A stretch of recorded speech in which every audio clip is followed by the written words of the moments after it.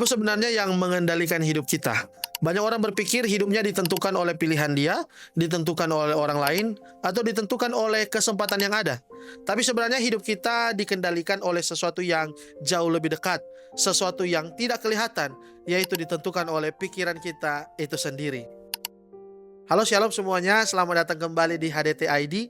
Tema pembahasan kita kali ini adalah pikiran kebenaran. Dalam Filipi 4 ayatnya yang ke-8 mengatakan, jadi akhirnya saudara-saudara, semua yang benar, semua yang mulia, semua yang adil, semua yang suci, semua yang manis, semua yang sedap didengar, semua yang disebut kebajikan dan patut dipuji, pikirkanlah semuanya itu. Coba kita pikirkan berapa banyak hubungan yang hancur bukan karena fakta, tapi karena prasangka. Berapa banyak mimpi yang gagal bukan karena dia tidak mampu, tapi karena sudah menyerah duluan sebelum melangkah. Berapa banyak orang yang sebenarnya bisa dipakai Tuhan dengan luar biasa, tapi pada akhirnya dia tidak pernah benar-benar berani untuk melangkah karena pikiran dia sudah dipenuhi dengan ketakutan, sudah dipenuhi dengan kekhawatiran. Masalah terbesar kita seringkali bukan di luar, tapi di dalam. Dan hari ini kita bicara tentang satu hal penting, tentang bagaimana memiliki pikiran yang benar. Pikiran yang selaras dengan kebenaran firman Tuhan. Karena ketika pikiran kita benar, hidup kita akan ikut benar. Seperti yang gue bilang di awal, bahwa hidup kita dibentuk oleh cara kita berpikir. Apa yang kita pikirkan akan mempengaruhi cara kita merasa, cara kita bertanggung jawab, cara kita berbicara, cara kita meresponi segala sesuatu, dan cara kita berpikir akan menentukan setiap tindakan kita dan tingkah laku kita. Sederhananya, kalau input pikiran kita diisi dengan kebenaran, diisi dengan kebaikan, maka outputnya pun setiap tindakan kita, pola pikir kita, kata-kata kita akan mencerminkan semuanya itu. Tetapi sebaliknya, kalau input pemikiran kita diisi dengan hal-hal negatif, hal-hal yang tidak baik, maka outputnya pun apa yang kita keluarkan dari tindakan, pola pikir, perkataan, dan lain sebagainya itu akan mengekspresikan apa yang menjadi dasar pemikiran kita. Dan kalau setiap hari kita dibombardir dengan ketakutan, dengan kekhawatiran, dengan standar yang salah, dan kebohongan tersebut pelan-pelan kita anggap sebagai sebuah kebenaran. Tanpa sadar kita mulai berpikir bahwa kita ini ciptaan yang gagal, kita mulai berpikir bahwa kita ini tidak layak untuk mendapatkan hal tersebut, dan kadangkala kebohongan tersebut membentuk pola pikir bahwa Tuhan tidak peduli dalam kehidupan kita. Dan ketika pikiran itu terus kita ulang-ulang, lama-kelamaan kita akan menganggap itu sebagai suatu kebenaran. Padahal faktanya itu bukan kebenaran. Itu adalah kebohongan yang dibungkus dengan perasaan. Karena itu firman Tuhan mengajarkan kita untuk memiliki yang namanya pikiran kebenaran. Yaitu pikiran yang selaras dengan firman Tuhan. Jadi pikiran kebenaran bukan selaras dengan perasaan. Pikiran kebenaran bukan selaras dengan keadaan. Pikiran kebenaran itu bukan selaras dengan opini, pendapat, judgement dari orang lain. Tetapi pikiran kebenaran standarnya adalah lewat firman Tuhan. Dan hari ini kita akan belajar apa sebenarnya dampak jika kita memiliki pikiran yang benar. Dampak yang pertama, berpikir benar menghasilkan cara pandang yang benar. Ketika pemikiran kita dipenuhi oleh kebenaran firman Tuhan, kita mulai melihat hidup dengan cara yang berbeda. Cara pandang kita berubah, kita tidak lagi melihat hidup hanya dari apa yang terlihat, tapi dari apa yang Tuhan kerjakan, dari apa yang Tuhan berikan bagi setiap kehidupan kita. Orang yang pikirannya benar, dia tidak mudah goyah. Kenapa? Karena dia punya dasar. Dasarnya yaitu kebenaran firman Tuhan. Dia tidak hidup berdasarkan tren, dia tidak hidup berdasarkan pendapat orang lain, dia tidak hidup berdasarkan perasaan dia yang hanya sesaat. Tapi dia hidup berdasarkan kebenaran firman Tuhan. Dan ketika cara pandang benar, maka perkataan akan benar dan tindakan juga akan ikut benar. Tidak ada lagi yang namanya udang di balik bakwan. Jadi tidak ada lagi yang namanya motif tersembunyi. Tidak ada lagi kepalsuan, tidak ada lagi motivasi, tidak ada lagi manipulasi, tidak ada lagi yang namanya pencitraan. Karena semua berasal dari pikiran yang bersih dan pikiran yang benar. Contoh sederhana, ada dua orang yang menghadapi masalah yang sama. Yang satu berpikir ini akhir dari segalanya. Nah, yang satunya lagi berpikir bahwa Tuhan sedang bekerja di balik masalah, di balik persoalan dan tantangan yang dia hadapi. Situasinya sama, tapi hasilnya bisa sangat berbeda. Kenapa? Karena cara pandangnya juga ikut berbeda, pola pikirnya juga berbeda. Dan cara pandang itu lahir dari pemikiran kita. Jadi bagaimana kita melatih pikiran kita agar tetap dalam nilai-nilai kebenaran? Yang pertama, belajar menangkap pikiran yang positif dan buang setiap pemikiran yang negatif. Jangan semua pikiran langsung kita percayai, jangan semua pemikiran langsung kita masukkan ke dalam hati kita. Karena tidak semua yang muncul di kepala kita itu benar. Kadangkala pikiran kita timbul dari luka hati kita, pikiran kita timbul dari trauma kita, pemikiran kita timbul dari rasa sakit, dari ketakutan yang kita alami. Nah, tugas kita adalah menyaringnya. Tugas kita adalah membersihkannya. Jadi yang pertama, jangan biarkan pikiran negatif masuk memenuhi setiap pemikiran kita. Kemudian yang kedua, gantikan pikiran yang negatif itu dengan kebenaran firman Tuhan.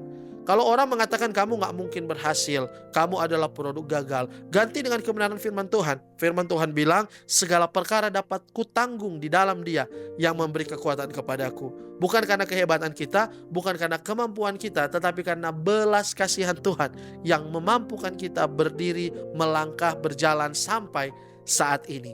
Kemudian yang ketiga, latih diri untuk fokus pada hal-hal yang baik. Latih diri untuk fokus memandang kebaikan Tuhan. Gak usah ingat luka masa lalu, gak usah ingat siapa yang nyakitin kita, gak usah ingat segala kepahitan kita. Jadi kita melangkah, memfokuskan diri ke depan. Ingat setiap kebaikan Tuhan yang sudah Tuhan kerjakan, yang sudah Tuhan berikan bagi setiap kehidupan kita. Jadi fokus yang benar sangat menentukan implikasi dari pemikiran kita yang benar. Kemudian keempat, kelilingi diri dengan orang-orang yang membangun iman kita. Lingkungan sangat mempengaruhi cara kita berpikir. Kalau setiap hari kita dikelilingi oleh orang-orang yang negatif, lama-lama kita juga akan ikut menjadi orang-orang negatif tersebut. Jadi ketika pikiran kita diisi dengan kebenaran, cara kita memandang masalah, memandang proses dan meresponinya akan sesuai dengan nilai-nilai kebenaran firman Tuhan. Tidak akan ada lagi yang namanya frustasi, tidak akan ada lagi yang namanya ketakutan, tidak akan ada lagi yang namanya kekhawatiran. Karena kita tahu bahwa Tuhan selalu menyertai setiap langkah kehidupan kita. Itu yang pertama. Yang kedua, berpikir benar menghasilkan damai sejahtera. Salah satu tanda pikiran yang benar adalah kita memiliki damai dalam hidup kita. Bukan karena hidup kita tanpa masalah, tapi karena kita tahu siapa yang memegang kendali akan hidup kita.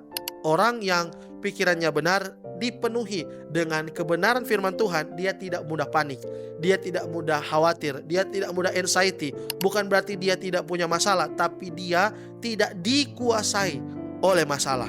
Dunia boleh goncang, tapi hatinya tetap tenang. Kenapa? Karena damainya tidak berasal dari situasi, damainya berasal daripada Tuhan itu sendiri. Kita semua pasti pernah mengalami kekhawatiran. Kita khawatir soal keuangan kita khawatir soal masa depan kita khawatir soal keluarga, soal pelayanan dan lain sebagainya. Dan seringkali yang membuat kita stres bukan masalah itu sendiri, tetapi pikiran kita tentang masalah itu. Kita membayangkan hal-hal yang belum tentu terjadi. Kita takut pada hal-hal yang belum tentu menimpa kita. Dan pada akhirnya membuat kita menjadi lelah sendiri. Pada akhirnya membuat kita menjadi frustasi sendiri. Nah, berpikir benar bukan berarti kita menutup mata pada realita yang ada. Berpikir benar bukan berarti menjadi pribadi yang pura-pura kuat. Bukan berarti membuat kita mengabaikan setiap masalah persoalan yang ada. Tetapi berpikir benar berarti melatih kita untuk tetap memilih percaya sekalipun di tengah masalah, sekalipun di tengah persoalan. Kita tetap percaya bahwa Tuhan berdaulat melakukan segala kebaikannya dalam setiap keadaan kehidupan kita. Jadi ketika rasa takut kita muncul, jangan dipendam, tapi dilawan. Lawan pakai apa? Lawan pakai kebenaran firman Tuhan. Ucapkan kebenaran bukan perasaan. Mulai biasakan diri kita untuk berdoa, meminta dan melibatkan Tuhan dalam segala sesuatu. Karena identitas kita bukan berasal dari dunia ini, identitas kita berasal dari Kristus Yesus yang menciptakan setiap kita. Jadi identitas kita aman di dalam Tuhan Yesus, bukan ditentukan oleh keberhasilan kita. Identitas kita bukan ditentukan oleh kegagalan kita. Identitas kita bukan ditentukan oleh penilaian orang lain. Identitas kita ditentukan oleh siapa kita di dalam Tuhan, yaitu setiap kita adalah ciptaan yang baru, yang sudah dibaharui, yang sudah diberkati, yang sudah disertai oleh Tuhan Yesus Kristus sendiri. Dan ketika kita menyadari semuanya ini, maka damai sejahtera Tuhan melingkupi setiap langkah kehidupan kita. Itu yang kedua. Yang ketiga, yang terakhir, berpikir benar menghasilkan hidup yang berbuah. Pikiran menentukan tindakan, betul? Apa yang kita pikirkan terus-menerus, itu yang akan kita lakukan. Kalau pikiran kita dipenuhi dengan kebenaran, maka tindakan kita juga akan benar. Dan ketika tindakan benar, hidup kita akan menghasilkan buah. Buah dalam karakter, buah dalam relasi, buah dalam pekerjaan, buah dalam pelayanan. Jadi kita menuai apa yang kita tanam. Kalau kita menanam kebohongan di pikiran kita, maka kita akan menuai yang namanya kekhawatiran. Tapi kalau kita menanam kebenaran, maka kita akan menuai kehidupan. Jadi hari ini belajar mengevaluasi atau belajar introspeksi diri. Apa yang kita konsumsi setiap hari, apa yang kita tonton, apa yang kita dengar, apa yang kita baca, semuanya itu masuk ke dalam pikiran kita dan membentuk pola cara kita berpikir. Dan ketika pola itu sudah terbentuk, pola pemikiran itu akan membentuk hidup kita, akan membentuk karakter kita. Jadi kalau setiap hari kita isi pikiran kita dengan hal-hal yang negatif, maka jangan heran kalau hidup kita juga, pemikiran kita, tindakan, perkataan kita juga akan ikut negatif. Maka hari ini mulai isi pikiran kita dengan firman Tuhan. Mulai membiasakan diri melakukan setiap kebenaran firman Tuhan.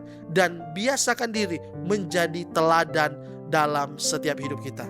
Karena pikiran yang benar akan terlihat kok dari cara hidup yang benar. Pikiran yang benar akan terlihat dari cara bagaimana kita memperlakukan orang lain. Pikiran yang benar akan terlihat dari bagaimana cara kita melontarkan kata-kata kepada orang lain.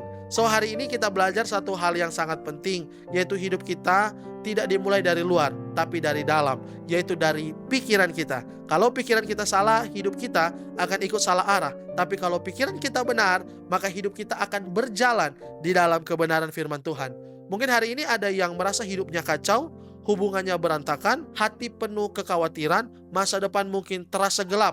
Maka hari ini coba periksa kembali pikiran kita. Apa yang selama ini kita percaya? Apakah itu kebenaran atau hanya ketakutan? Apakah itu kebenaran atau itu kekhawatiran?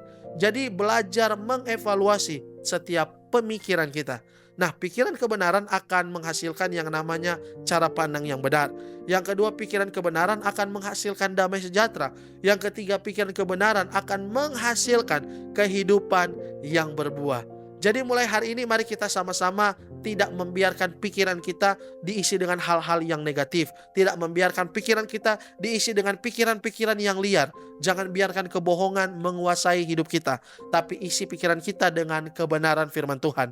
Karena saat pikiran kita penuh dengan kebenaran firman Tuhan, hidup kita akan berubah. Hidup kita akan berbuah. Bukan pelan-pelan, tapi pasti. Dan ingat ini, perubahan hidup tidak dimulai dari luar. Perubahan hidup dimulai dari dalam, dari pikiran yang terus diperbaharui dengan kebenaran firman Tuhan. Dan doa saya, Tuhan sumber hikmat, Tuhan sumber kebijaksanaan, melimpahkan hikmatnya bagi setiap kita, agar pikiran kita terus diisi oleh kebenaran firman Tuhan. Haleluya, puji nama Tuhan. Demikian pembahasan kita pada kali ini. Sampai ketemu di pembahasan selanjutnya. Tuhan Yesus memberkati.